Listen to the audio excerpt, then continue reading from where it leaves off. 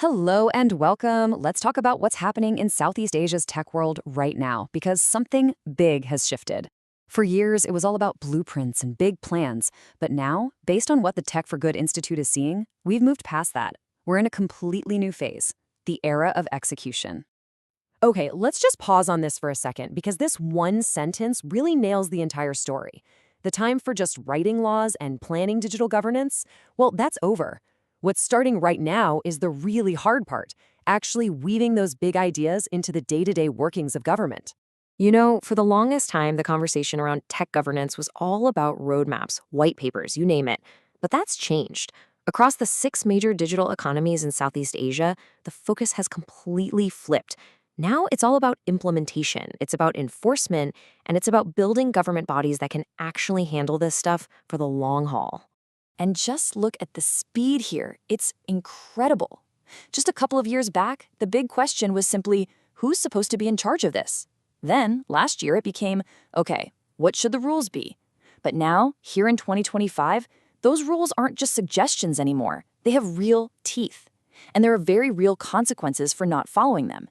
The theoretical has officially become practical. So, what does this actually look like on the ground? Because this isn't some abstract academic exercise. Let's dive into the specific, concrete rules that are now being actively enforced across the region's biggest digital players. What's really striking when you look at this is just how widespread the action is. This isn't one country doing its own little thing. It's a clear, coordinated regional trend.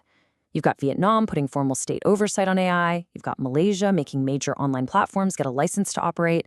And you've got Singapore giving authorities the power to freeze bank accounts to shut down scams. This is active, hands-on governance happening as we speak. And this image, it just perfectly captures the huge mental shift that's taken place, especially when it comes to AI.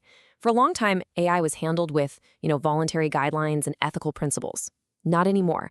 It's now being treated as strategic national infrastructure. Think of it in the same category as a country's power grid or its defense systems. That's a profound change in how governments see it. But, and this is a really big but, this new push for enforcement creates a massive challenge. It forces every government in the region into a really tricky balancing act. On one side of this high wire, you have this incredibly powerful pull towards national sovereignty, the desire for each country to control its own data, its own digital infrastructure. But on the other side, you have this enormous economic prize, a single, seamless regional market that's on track to double in value from $1 trillion to $2 trillion. And just so we're all on the same page, when we use the term digital sovereignty, this is exactly what we mean. It's not about cutting yourself off from the world. It's about a nation having the fundamental ability to steer its own ship, to control its own digital future, even while being part of a connected global economy.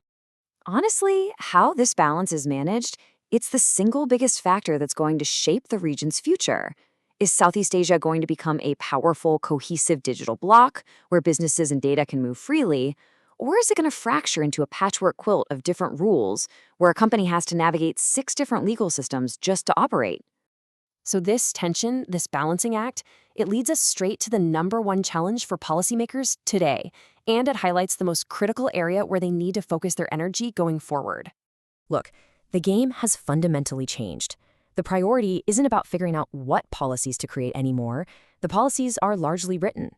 The real question, the multi-trillion-dollar question, is how do you actually make these ambitious plans work in the real world, effectively, and without tripping over your own feet? Success is going to hinge on something we call institutional coherence. It means getting more technical experts inside government agencies. It means making sure the Ministry of Communications and the central bank are actually talking to each other and not creating rules that conflict. It's the tough, unglamorous, but absolutely critical work of making government machinery run smoothly. And at the end of the day, that's what this is all about. You can have the most brilliant digital strategy on paper, but it's worthless without institutional coherence. Coherence is the bridge that connects that ambition to actual, measurable benefits for the public, things like real economic growth, security, and trust in the digital world. And this new reality, it changes the game for everyone. If you're in government, your job has shifted from making splashy announcements to the nitty-gritty of execution. If you're in the private sector, well, get ready to navigate a much more complex compliance nightmare. And for think tanks and associations, there's a brand new vital role, being the translators who can turn dense legal text into a practical playbook that businesses can actually use. So we're left with this one defining question. It's going to shape the next decade. The answer is going to depend entirely on whether the region can pull off the kind of deep, coordinated institutional strengthening we've been talking about. The blueprint is finished. The real work, the construction, has only just begun.